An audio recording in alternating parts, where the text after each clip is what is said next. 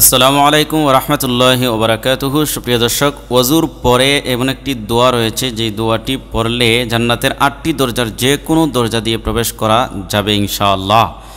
একজন ভাই আমাকে বারবার কমেন্ট করতেছেন যে ওযুর পরে কি কোনো দোয়া টোয়া আছে কি না নাই।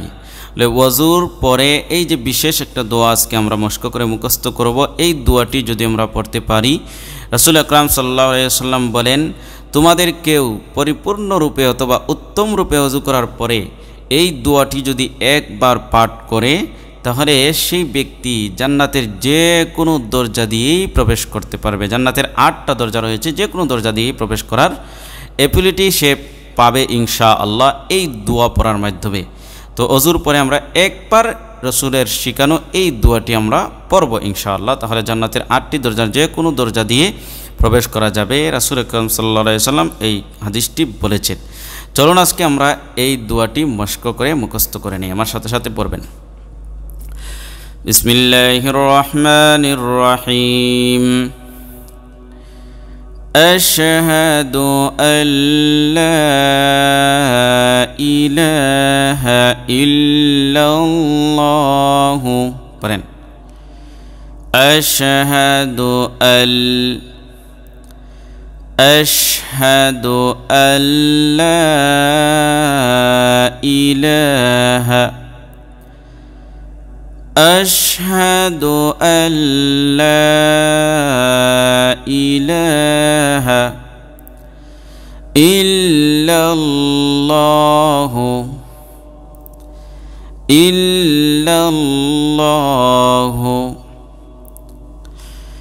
আশহাদু আল্লা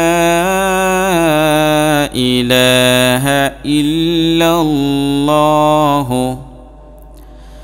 ওয়াহদাহু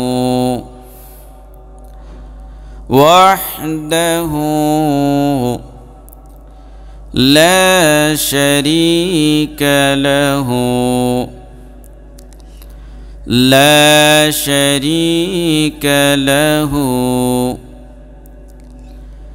وحده لا شريك له وأشهد أن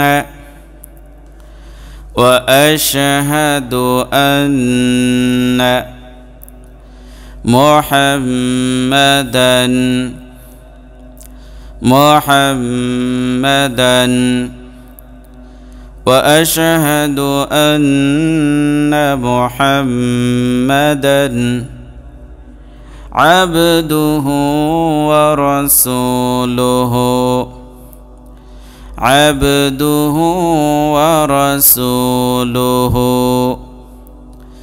وأشهد أن محمدا عبده ورسوله له الملك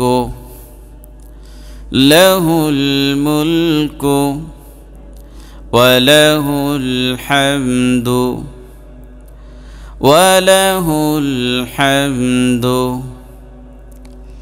له الملك وله الحمد يحيي ويميت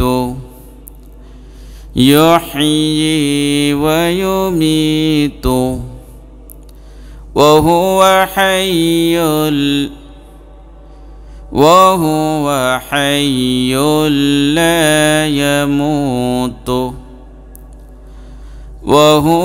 حي لا يموت يحيي ويميت وهو حي لا يموت بيده الخير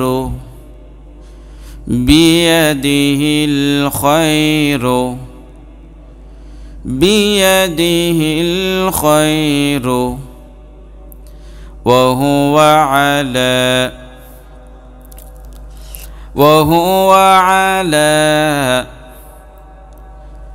كل شيء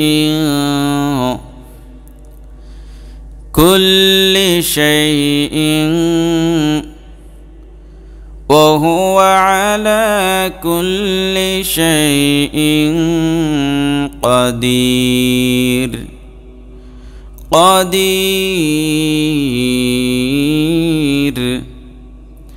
وهو على كل شيء قدير